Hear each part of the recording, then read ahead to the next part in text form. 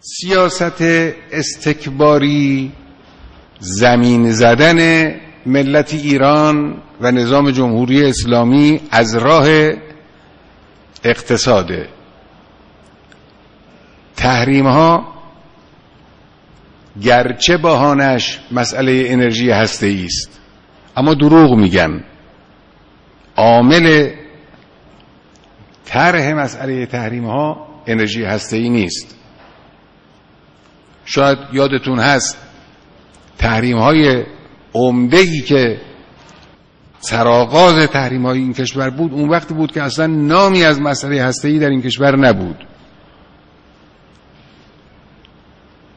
که حالا اون رقم معروفش که البته خیلی تحریم مهمی نبود، اما چون معروف تحریم داماتو کسی به این نام در کنگره آمریکا مطرح کرد و دنبالشو گرفتن، این مال وقتش که اصلا مسئله انرژی هسته‌ای مطرح نبود.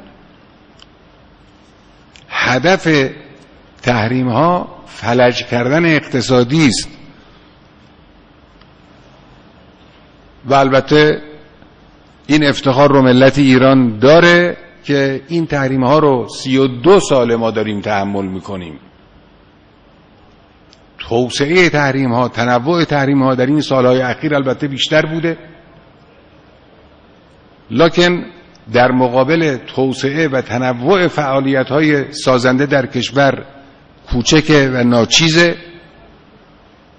اون روزی که تحریم ها رو 30 سال پیش علیه ما شروع کردن، اون تحریم ها علیه ما ممکن بود کارگرتر واقع بشود تا تحریم هایی که امروز علیه ما دارن تصویب میکنن و اجرا میکنن و هم دوهی وعده هم میدن که بیشترش خواهیم کرد.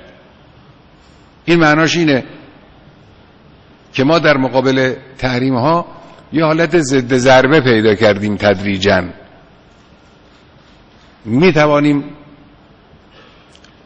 با تحریم ها مقابله کنیم به شکل‌های مختلف، یا دور زدن تحریم ها که شگرد خوب و جالب و ظریفی است و خوبه که دولت و ملت این شگرد رو به کار ببرن، یا از جهت رو آوردن به ظرفیت‌های درونی که کار بنیادی و زیربنایی است و حتما باید انجام بگیره و تا حالا هم انجام گرفته. پس هدف دشمن زمین زدن جمهوری اسلامی است، یعنی زمین زدن ایران اسلامی، یعنی زمین زدن ملتی که با حضور خود، با پشتیبانی خود، با حمایت خود این نظام رو تا امروز پیش برده و رشد داده و رونق داده. هدف اینه. در مقابلش بنابراین بایستی مجهز بود، جبهه مقابل باید شناخت، ابزار و سلاح او رو باید شناخت و ضد اون سلاح رو باید آماده کرد. این جهاد اقتصادی میخواد. جهاد یعنی چه؟ جهاد هر تحرکی اسمش جهاد نیست. تحرکی با خصوصیاتی اسمش جهاده. یکی از خصوصیات این تحرکی اسمش جهاده این است که انسان بدانه این در مقابل دشمنه، یعنی بدانه در مقابل یک حرکت خصمانه و غرض آلودی است که داره انجام میگیره. حرکتی که در مقابل یک چنین جهتگیری وجود داره، جهتگیری خصمانه، این یکی از شرایط اصلی جهاده. جهت دومی که در مفهوم جهاد حتما باید ملاحظه بشه استمرار و همه جانبگی است، هوشمندانه بودن است، مخلصانه بودن.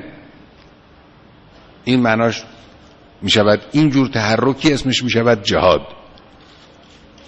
بنابراین جهاد اقتصادی یعنی حرکت مستمر همه جانبه هدفدار ملت ایران با نیت خنثی کردن و عقیم کردن تلاش خصم‌آلود و غرض‌آلود دشمن.